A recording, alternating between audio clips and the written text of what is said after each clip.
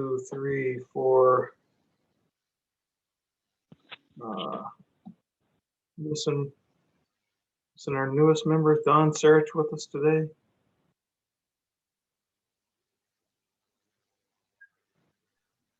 All right, well, we've got a quorum. We've got 4 of 5. Everybody got heat? Yep. Now, today I do. Yesterday was chilly. Yeah. Been a rough 24 hours. Yeah, we were out from about noon yesterday to midnight. All right, well, let's call a meeting to order, and maybe Don will join us. Do we have any members of the public with us? I don't see any. Doesn't look like it. So item 3 is consider and act on request for adjustments or relief. Anything, Jeannie? I don't have anything. This is Brian. Kyle, do we need to handle the roll call and the introduction before we get going? Yeah, that'd be fine. And point out anything in the consent agenda that you want us to kind of be aware of in particular. Okay. This is Brian Yates, and this is the Woodlands MUD number 7 Board of Directors meeting. Montgomery County MUD number 7 Board of Directors meeting for Tuesday, February the 16th, 2021. As in prior meetings, I'll briefly go through the meeting procedures and then we'll perform a roll call. So to begin with, I need to remind everyone the meeting is being recorded as required by the Texas Open Meetings Act. Second, please remember to state your name before you speak, including the making of any motions. When you're not speaking, please be sure to mute your line. Third, we will continue the practice of having a roll call to vote on each motion. After a motion has been made and seconded, please wait until you hear your name called and then respond with a verbal aye, a nay, or an abstention. Finally, we need to identify each person who's joining the meeting remotely today so that we can accurately reflect the attendance in the minutes of the meeting. I'll perform a roll call for the board members, followed by staff and consultants. When you hear your name or your company called, please respond by indicating that you're present in the meeting. Likewise, if you need to leave the meeting before it adjourns, please announce that you're doing so before you disconnect. Once I've completed the roll call for directors, staff, and consultants, I'll ask for any members of the public to identify themselves for the record. So starting with our board of directors, Kyle Mays. Here. Paul Nelson. Nelson here. Henry Cheek. Here. Stephanie Zertucci. Present. Don Sarich. Absent. We'll move on to Woodlands Water staff, Jim Stinson.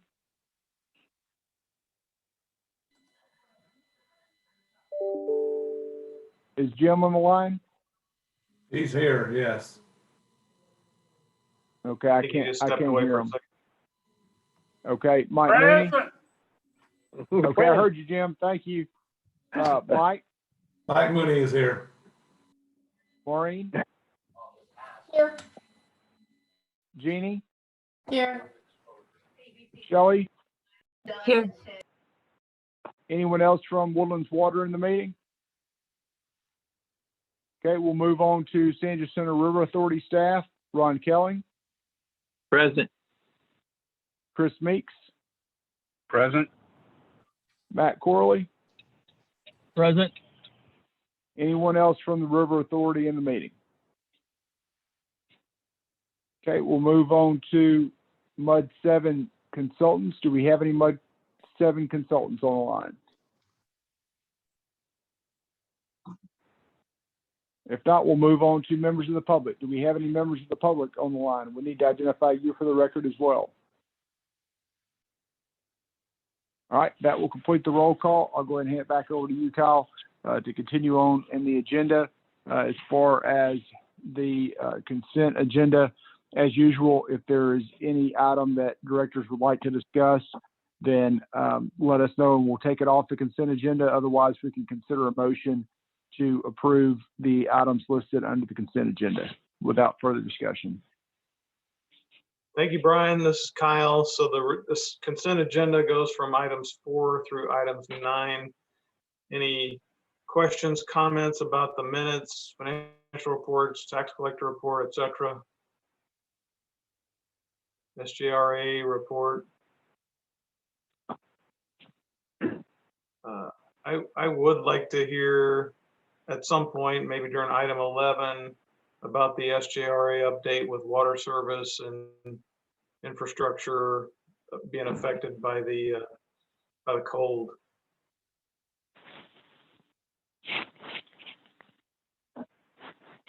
All right. If there's no other questions, can I get a motion that we approve the consent agenda items 4 through 9? Oh, move Nelson. As you have a second? All right, this is Kyle Mays. I'll second it. And we'll go ahead and call the vote. This is Kyle Mays. I vote aye. Paul, how do you vote? Vote aye. Stephanie, how do you vote? Aye. Mr. Cheek, how do you vote? Aye. The ayes have it. And that takes us to our regular agenda starting at item 10 with an update and review of the 6th and final grand accounting. This is Chris Meeks, and good evening, everyone.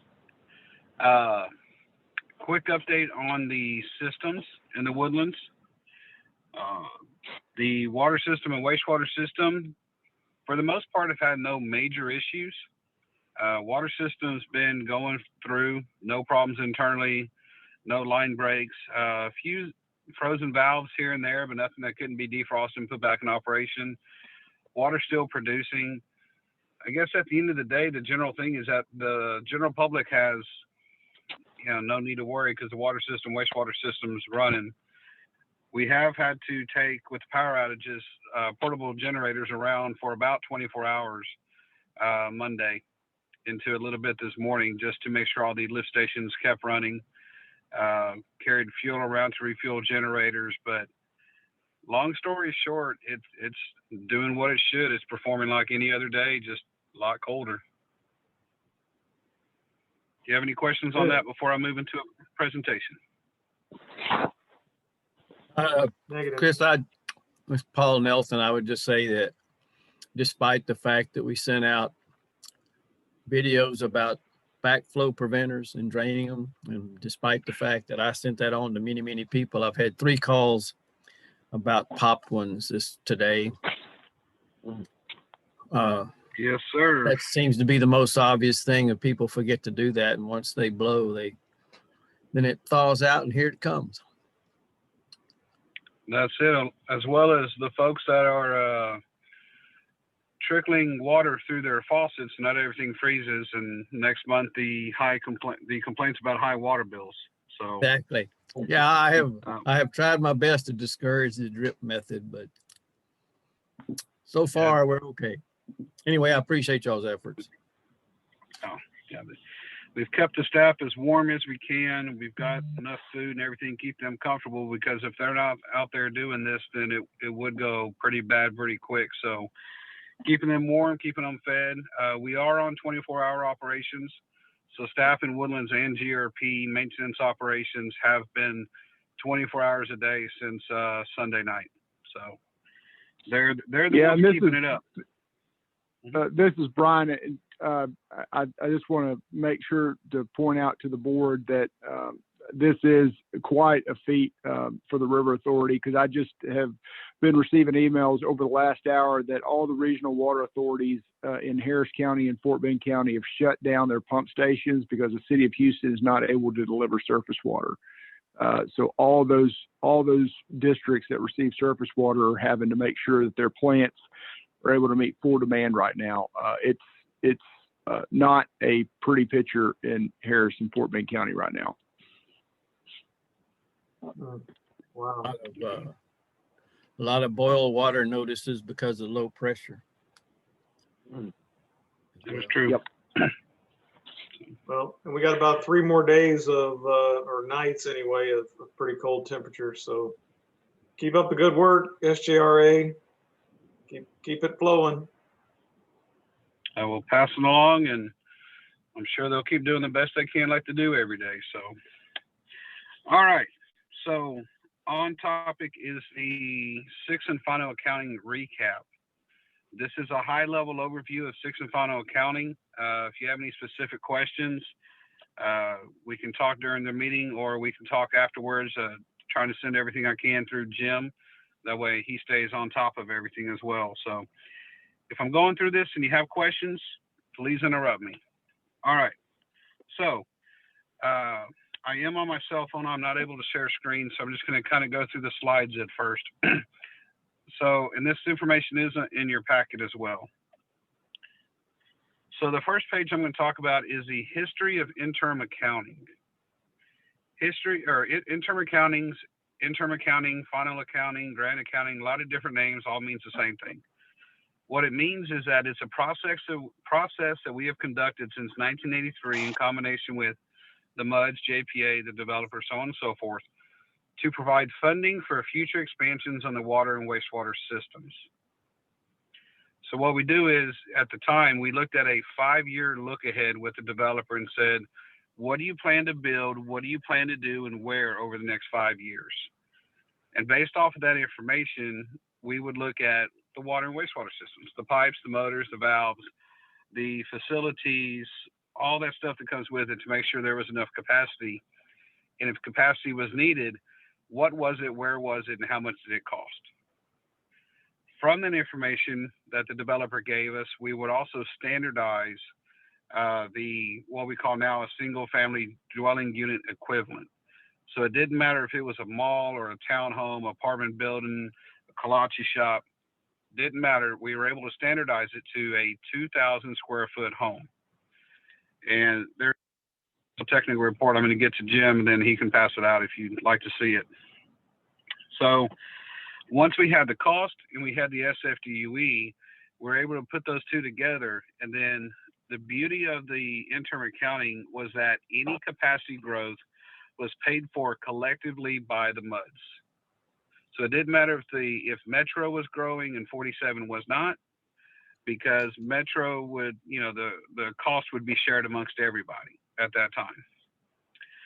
So at this point in time, the last interim accounting we had was the sixth and final accounting in 2017. Moving to the next page. This one's titled Considerations, Impacts Reviewed. So we look at any regulatory requirements, see what the EPA and CCQ is requiring us to do, what the facilities need to be designed as, improved as, so on and so forth. We look at customer demands on the water wastewater side, and then of course the projected development. Moving to the next slide, this one's titled Purpose of Sixth and Final Accounting and Path Forward. This one has a little road that goes down it. What I'm going to focus on is the bottom two billboards, if you will. The top three are explained on the previous slides. So on the bottom two, what that basically says is, by January 1st of every year, Woodlands Water will provide a status update, basically to the River Authority, that says this is how much was purchased, this is how much been used, and then we just keep accurate accounting of the final accounting.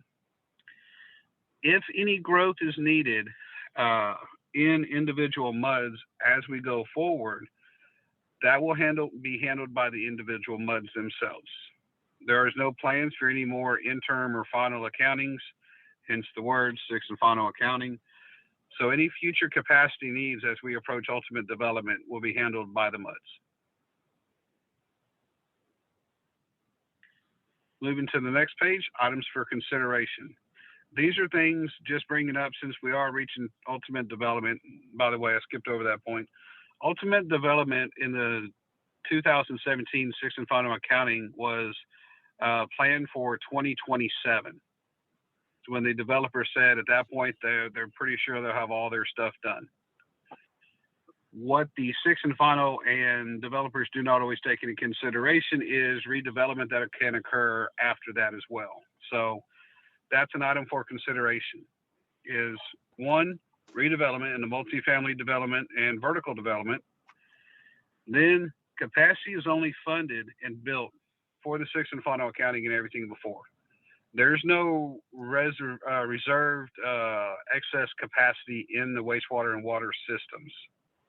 So in other words, we built what was needed. We did not build additional that we can sell at some point in the future.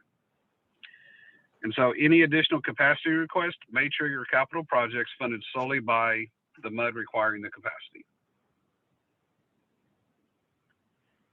So the last slide is the sixth and final accounting, projected demands and SFDUEs per MUD. This is just an overview of what's in the contracts in the sixth and final accounting, showing what each MUD has bought, water SFDUE, and what the equivalent water demand is. So on this table, when you buy one SFDUE for water, that equates to 430 gallons per day. So if you take your SFDUEs, multiply them by 430, you should get the water demand. On the wastewater side, when you buy one SFDUE, because you can buy one wastewater SFDUE with buying no water SFDUE. When you buy one wastewater SFDUE, you get 217 gallons per day of sewer capacity. I just wanted to throw that out there as a brief recap. As you're all aware, we are getting closer to 2027. And so I just wanted to give this refresher for any of the new board members, as well as everybody's may forgot some of the finer details. But if you have any questions, I'll be glad to answer them. So Chris, this is Kyle Mays, and we've had incidents over the past several years where a developer would ask for capacity or accommodation or right of way or whatever, and they would have to come talk to us as the MUD, you know, to get permission to do whatever. Are you suggesting that people need to be buying capacity in advance of potential future development? Or I mean, can't we just assume that if somebody wants to come and build a big multifamily thing that's going to require more capacity, that part of their permitting is going to be to come to us, you know, and ultimately we're probably not going to do it if the developer doesn't want to fund the infrastructure increase. Right. Yeah. This is Chris Meeks again. And on that point, I'm not advocating to buy additional capacity now, especially since we don't have any. It would require a large funding of the MUDs to do that. It's just one of those, just FYI, we're still 6 years away from what the developer says is final accounting, but I think we've all seen redevelopment in the area. And so if it comes across your desk, just to kind of review, just to kind of put in the back of your mind that capacity is limited and we just need to verify we have it before approving it, potentially. Makes sense. I would just follow with what Kyle said, or question that I have about how the process works, that, you know, we understand what we think is going to be built, but if there was an unrestricted reserve or something that decided they'd like to be a brew pub instead of a convenience store, how does that work? The review process for building permits don't come through? This is Chris Meeks again. On the River Authority side, we don't get any of that information. It goes off, whatever information is available goes through the MUDs generally first. Every now and then the developer will reach out and give us hypotheticals and say, what if? And what we always do is we say there's all capacity has been purchased. If this is in addition to sixth and final, you need to go talk to Jim Stinson and the MUD. Yeah, So everything would fine. go through the MUDs. Okay. That was my basic question. It would come to the water, Woodland Water. Then. Yes, sir. Okay. All right. Any other questions on that? Because we've got another SGRA topic on item 11. Then let's move forward to the idea of centralization, consolidation, rebuilding of wastewater treatment plants. Number 11. Chris, is that you again? Yes, sir. This is Chris Meeks again. And so in your packet on pages 30 to 42 is a presentation. I have no problem going through the presentation, but I wanted to offer a high-level summary to kind of start with. And if you still want the presentation, just let me know. I'll run through it. So what we're looking at is over the next 20 to 40 years, you're going to be looking at rebuilding wastewater plant 1. Wastewater plant 1 is about 45 years old. The bones of it is, it's had 4 phases of improvements over the last 45 years. And so between 2021 and 2045, I think it is, all the different phases of wastewater plant 1 will be 50 years of age or older in service life. Hydrogen sulfide concrete doesn't make concrete last too long, the environment that it's in. So over the next 20 years, 24, 25 years potentially, we're going to be looking to rebuild wastewater plant 1. In 2045 timeframe, wastewater plant 2 will begin to get 50 years old. And then we'll be looking to rebuild wastewater plant 2. So that's 40 years of rebuilding the wastewater plants as they sit. For estimated cost, wastewater plant 1, 200 to 300 million. Plant 2, I think it's right around 200 to 300 million as well. But the information's in your packet. We'll go over if you want to. So in talking with the audit committee, this topic came up of consolidation. When we're looking at long-term planning, long-term financing, does it make sense to potentially consolidate? What consolidate I'm talking about is 2 different options. One is to demolish wastewater plant 1 and just expand wastewater plant 2 by the same capacity that wastewater plant 1 was. What happens there is you go over to wastewater plant 2, you expand it, you add 8 million gallons a day, and then in about 20, 25 years, you start rebuilding wastewater plant 2. The second option that's on the table right now for consolidation is demolish plants 1 and 2 and build a brand new facility at the same capacity as those 2 wastewater plants. Both options have pros, both options have cons, just like the baseline, as I'm calling it, for the renewal of plant 1 and plant 2. The expansion of plant 2 and the consolidation, just let's say in general, somewhere between $200 to $300 to $400 million as well.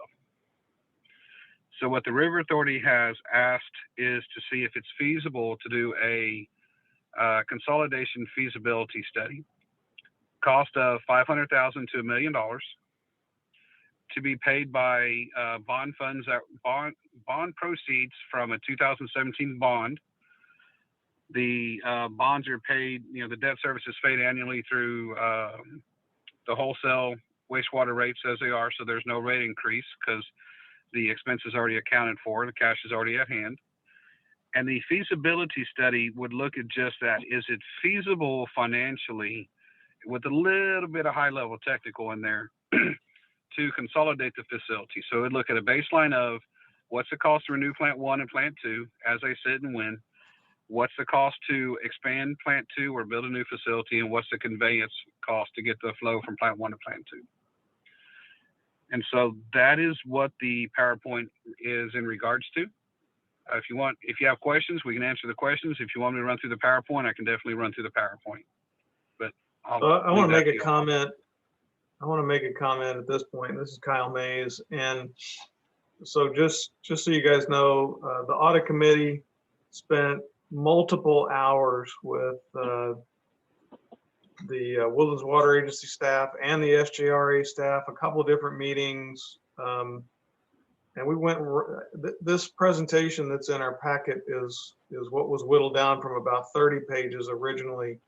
And we've looked at multiple rate studies, multiple different concepts. What if we tear this down, build that up, switch this around, all these different kind of things. And after literally hours and hours and hours, kind of what the Finance and Audit Committee got to is, it's just too complicated. There's a lot of moving parts, and we just can't make a good decision on this.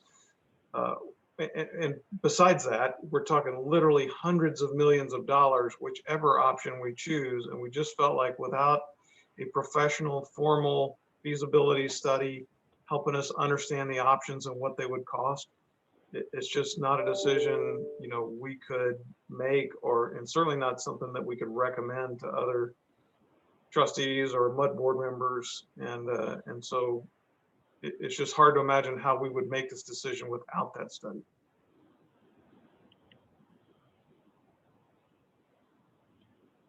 Thank you. So this is Chris Meeks. If you have any questions, I'll be glad to answer them. We're not asking for any approval today. We're just asking from a general consensus so your trustee will know how to vote when the vote comes up. The hope is to bring this back to the trustees in March. And after this round of meetings in February, the trustees can feel comfortable enough making a decision in March.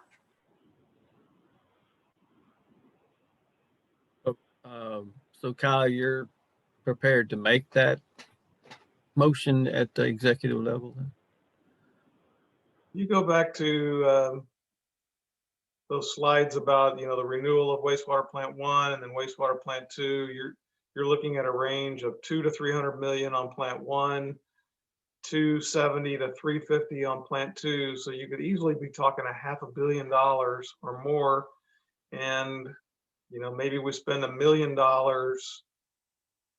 on the study, and I mean, it could easily save us 20 million or 50 million or 100 million, depending on which option we choose. And the numbers are so big and the variables are so extensive. I just don't see how the trustees make this decision without, better information. Mr. Stinson, if I could ask you, I get the obvious questions have been answered, like the availability of enough land to put these two together. And Yes, the site, wastewater treatment plant 2 has an adequate land to do this. If there's a will, the land is there, the size is there. I guess the study will tell us for sure, but the best information we have is, yes, there could be a consolidated plant constructed on that property. it would just be a question, or just a question of pumping it from one end to the other of the woodlands. Correct. All right, thanks. Well, there's a whole bunch of questions, but do we pump the wastewater back uphill to get to plant 2? What's that going to do for odor control at plant 2? Obviously, the people near plant 1 who've been complaining would be happy, but does that just move the problem to plant 2, or will we be able to build a better facility at plant 2 that doesn't send out more odors? Do we borrow the money? Do we raise people's rates on the front end to fund it out of cash?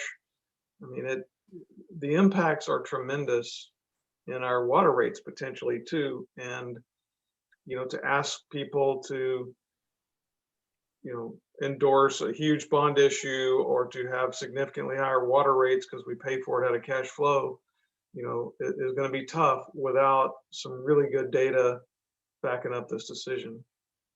So I didn't get a chance to use the computer for the last 2 days, but I wondered if, so the process then would be, if we move forward, to be RFQs or RFPs or whatever to proceed with a consultant or consultants to do this study?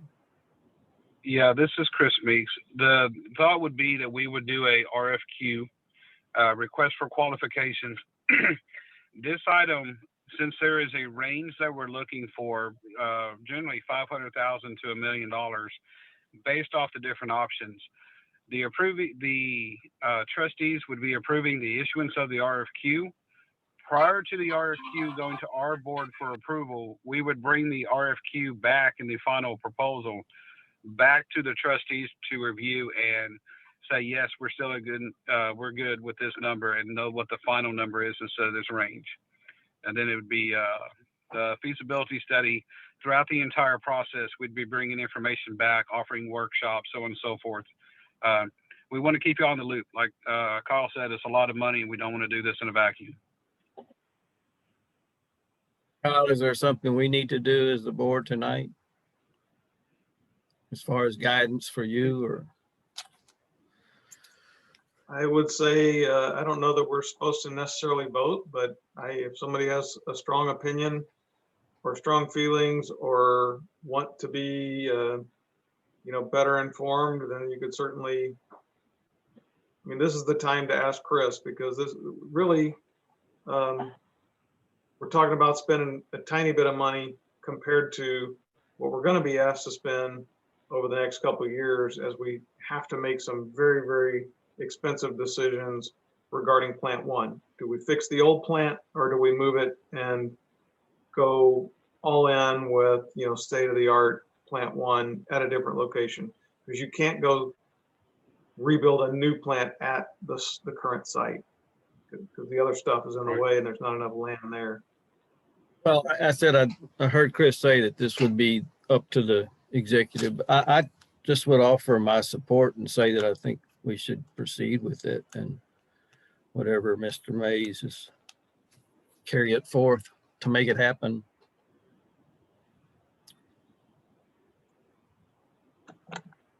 And that's good, but I definitely welcome your feedback and your comments. If anybody has any strong feelings about this, this would be a good time to make those known.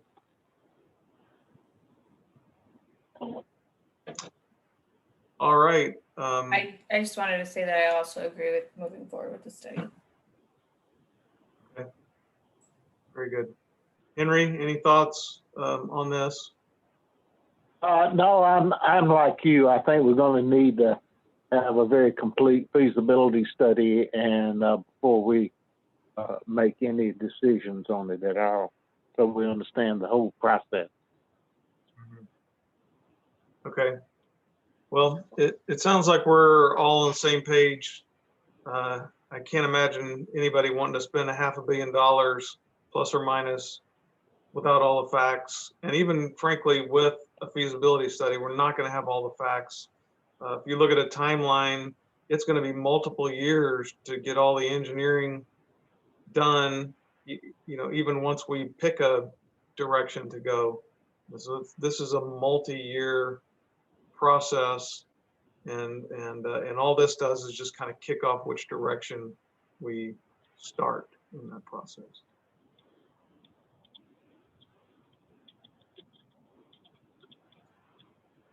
All right. Thank you, Chris. That brings us to item 12, which is the attorney's report. Brian? This is Brian. The only item I've been reporting to boards under the attorney's report today is that the legislative session continues to move along very slowly with coronavirus and security concerns, and now weather issues. It is moving very, very slowly. So not much to report in terms of bills making their way through the legislative process at this point, but we'll keep you apprised as it starts to heat up. Also, I am working, I think Jim has mentioned in prior meetings, that we are taking a look at the content policy to see if there need to be any modifications made to that policy, since it is an older vintage policy. Plan to have recommendations on that in the next few months. So that's all I have of a general nature to report. Happy to answer any questions if you have them.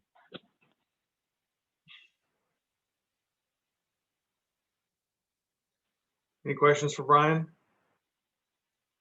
Then let's move on to item 14, make that 13.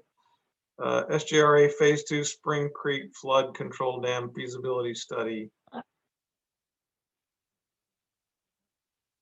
That would Is that a be Jim me. or Ron? Okay. That's me. Ron Kelly. Water Development Board approved our application on the 28th of January, and we're currently working with the anticipated funding partners to finalize an interlocal agreement, including MUDs 1, 7, 46, 60, and then MUD 386, sorry. We're planning to take the interlocal agreement with these MUDs to our board no later than April, so that then we can take the Water Development Board contract to our board in the summer and then follow that up with a consulting contract later this year.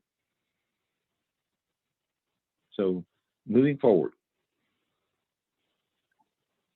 Good. Any related questions for Mr. Kelling? All right, item 14, General Manager's Report. Jim. Thank you, sir. A few items to highlight from the trustee meeting. Director or trustee, now trustee Bob Lux with MUD 60 has been representing the Woodlands Water Agency on the Texas Water Conservation Association Board for at least 2 years, maybe a little more. He serves on the Utility District panel. He's been nominated to continue to serve on that board and that panel, and he has the support of our Woodlands Water trustees and is doing, I think, a very good job there. So he's going to continue to serve in that capacity. In your packet, there was a monthly report from HARC. We also sent out a series of emails regarding a press release and an executive summary on HARC and their Science Advisory Committee completing the phase 1 analysis of the Lone Star Groundwater District subsidence study. So I encourage you to read that executive summary.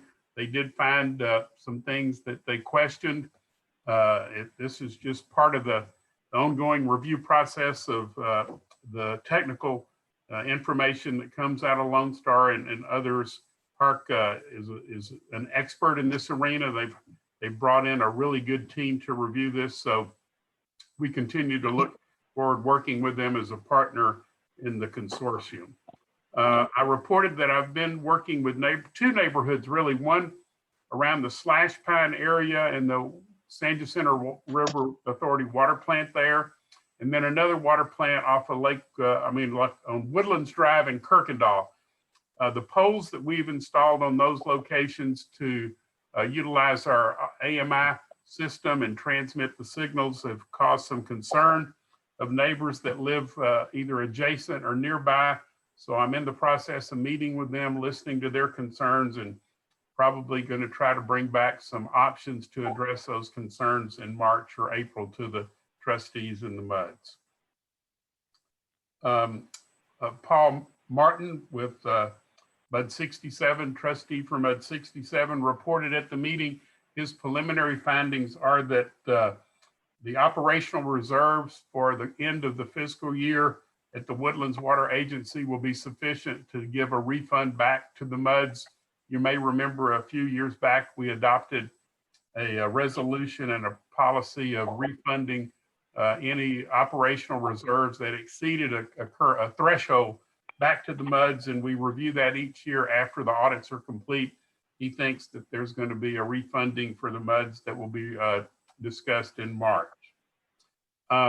I did report that I received an email from the Lone Star Groundwater District's general manager requesting to meet with a couple of trustees and a couple of their board members at some point in the near future. And actually, I didn't report that at the trustee meeting. I only got that email Friday, but I've been reporting it to the MUDs at the meetings this week. So I'll be reviewing that topic with President Hurd and seeing how that works out. And that concludes my report. Thank you, Jim. Any questions? That brings us to item 15, the Woodlands Water Trustees Report. And you mentioned a little bit about me. Was there a question? Okay, I mentioned meeting as part of the audit committee regarding this feasibility study, this consolidation or centralization. Another thing that I think is relevant to this idea that we're going to potentially authorize the SGRA to spend up to $1 million on our behalf for this feasibility study. Well, we ran across a similar situation where we did a feasibility study for this piece of equipment called the Tin Man over near wastewater treatment plant 1. And the board said, okay, that's fine, go forward with it. And then we got the price back, and it was a fair amount more than what we had estimated. And so we're in the process, or we have a plan to kind of come up with a policy on what do we do if we approve something and then the cost exceeds what we approved. You know, what's the threshold and how do we handle it? And so I would expect that if we authorize this feasibility study for the centralization or rebuilding of wastewater plants 1 and 2, if the RFQs come back and the cost is going to be much more than $1 million, then we may have some process to come back to the directors or whatever and just explain why that is, or, you know, if it's below a threshold, then we may just keep going and press on. But there'll be more information regarding that down the road. Any questions about the trustee meeting last week? It's very long. Let's see. All right, well, then that brings us to item 16, which is discuss any matters for placement on future agenda. Anybody?